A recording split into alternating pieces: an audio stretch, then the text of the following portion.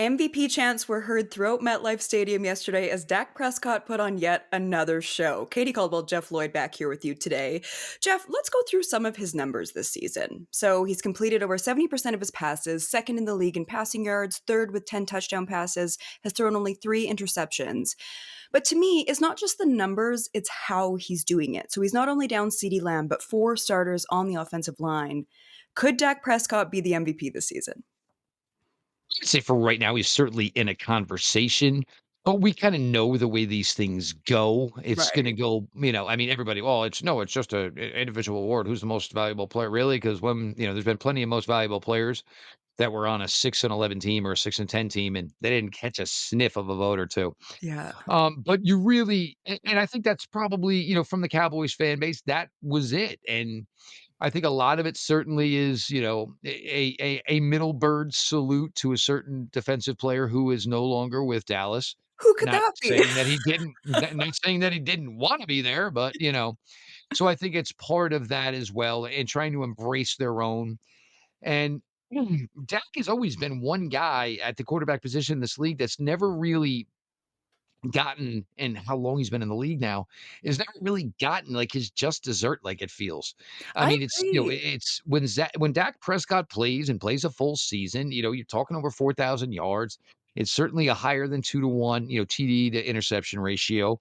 I would say the 70% completion percentage is not something that is normally within, Dak's landmark. But Mhm. you look who he was doing it with yesterday, and it's certainly not the normal cast. And I think you separate you know, Dak, and you can look at him more individually when he is playing without CD Lamb. And I don't think Dak Prescott's ever gonna say, well, all right, well, I didn't win the MVP because I got to throw to CD Lamb. I don't think he's gonna change that one iota. But I think for Dak Prescott, it's just like a culmination of kind of what he's been doing the entire time down there. And granted, Dallas has not had the overall success they would like, but a lot of it, and most certainly almost all of it, doesn't have to do with the play they're getting from Dak Prescott and have been getting it from Mhm. Dak Prescott. He's been one of the most consistent guys, and one of the reasons he doesn't really get, the level of respect or the level of talk he deserves is just because Dallas is just not somebody we see pretty much in January. What is your grade on the beginning of the Brian Schottenheimer era? It feels like this is a guy that these players really love to play for. Well, I think you have to keep in mind it's not like he just walked in. He was Mm. here. Right. So, the way it all worked out, and, let's be honest, and Dallas can say whatever they want. Brian Schottenheimer was not the guy they envisioned being their head coach. I think just everybody looks at it from the outside in and says, you're either Jerry's guy or you're not.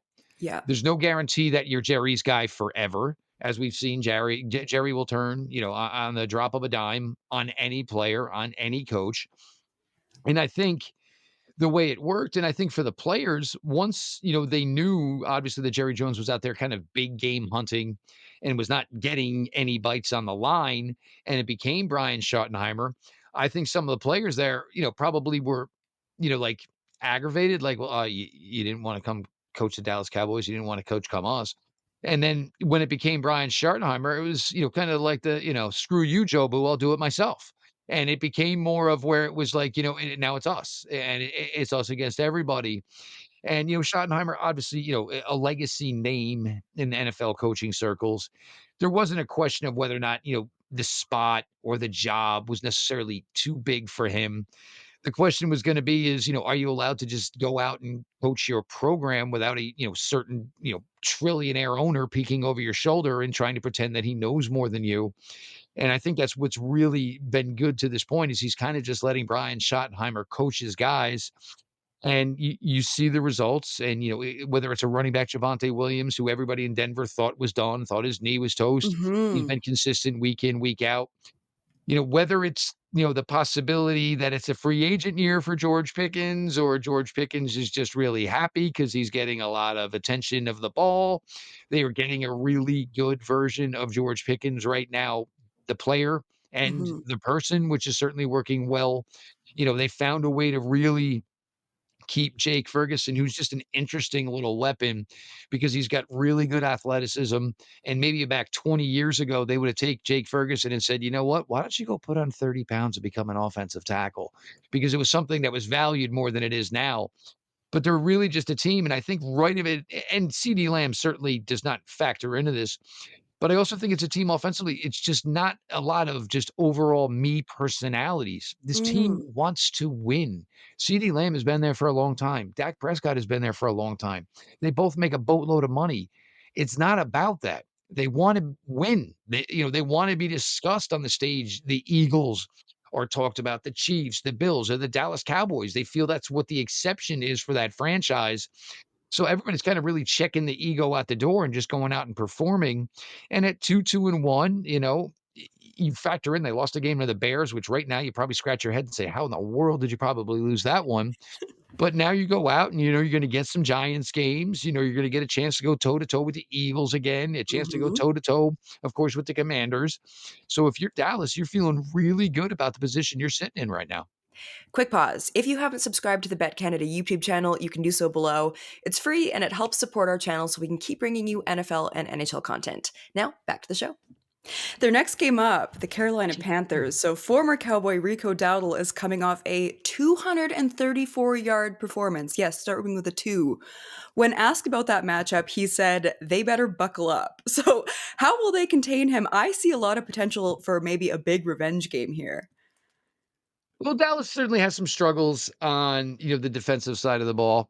Meanwhile, Dallas is saying, well, here's Javonte Williams averaging over 5.5 yards per carry and knocking on 500 yards door, but through 5 games. So, if you feel, Rico Dowdell, that this was the case, that, that's fine. And, go ahead and show it to us.